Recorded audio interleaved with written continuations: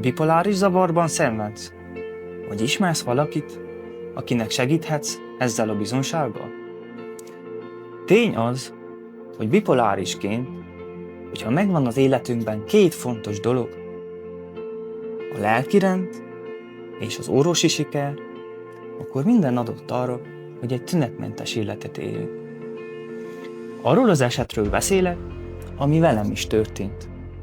Bár a betegségem megmaradt, de hiszem azt, hogy egy tünetmentes élet előtt állok, hogyha továbbra is keresem az Úrral való közelebbi kapcsolatot. Az orvosi sikert nem kell magyaráznom, de mit értek lelkirend alatt? 15 éven át hol tünetmentes voltam, hol tünetes. A tüneteim sokszor súlyosak voltak. Azt mélyen hittem, hogy Jézus fog segíteni rajtam, csak az nem ment elsőre, hogy keressem, kutassam, hogy hogyan fog segíteni rajtam. De az Úr kegyelméből, próbálkozásaim és a kudarcaim után az Úr ráállított egy olyan útra, ami egy 2 éves kereső időszakot jelentett.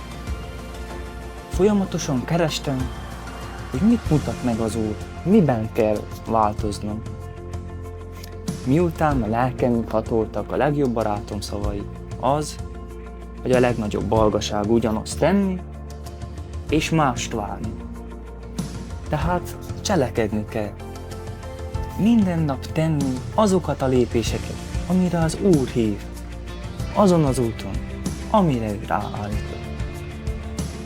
A betegségből való kiút keresése által sokkal értékesebbet kaptam Istentől, hiszen az újjászületés a legnagyobb ajándék az Úrtól minden ember számára. Hogy mit jelent az újjászületés? Arra buzdítalak, hogy olvassátok az evangéliumot, ott keressétek először. Ami a Bibliában van megírva, az tiszta és igaz. Hallgassatok itt el az ige magyarázatot, úgy, hogy az Úrtól kért szűrő tegye tisztává azt. A régi életemben a bűnben éltem. Ez nem azt jelenti, hogy Istentől kapott új életemben nem követek el bűnt, hanem azt jelenti, hogy most a kegyelemben élek, mert elfogadtam Istentől az ő szent fia, érettem kiontatott vére árán való megváltását, az Úr ingyen való kegyelmét. Az újjászületés elhozza a lelki rendet. Tehát lakozást vesz a lelkünkben a békesség, a béketűrés, az elégedettség, a hála és a sor folytatható. Az orvosaink a kiegyensúlyozottságot kérik tőlünk. Hosszú távon úgy tudunk kiegyensúlyozottak lenni, hogyha lakozás vesz bennünk a békesség, a béketűrés, az elégedettség, stb. Tehát mi történt tulajdonképpen az életemben? Az Úr formálta a lelkemet, munkálkodott benne, megáldotta az újjászületéssel, ami kihat a bipoláris zavarnak nevezett lelki betegségemnek. Az újjászületés kihat a bipoláris zavarnak nevezett lelki betegség.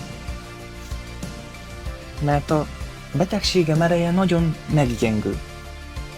Ugyanis amíg a lelkemet, az elégedetlenség, a békételenség, stb. Jellemezte, addig azokat a betegségnek nagyon könnyű volt megfogni és úgy megmozgatni, hogy abból egy hangulatingás legyen. De most a békességet képtelen megfogni. És hogyha egy-egy gyengeségemen fogást is talál a betegség, az Úr kegyelméből már nem tudja a határokon túl mozgatni. És ha szeretnél ráállni a kereső útra, kérj segítséget.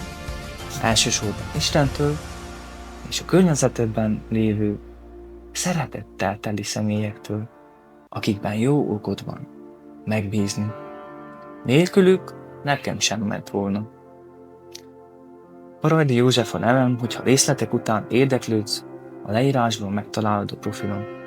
Amiben tudok, megpróbálok segíteni.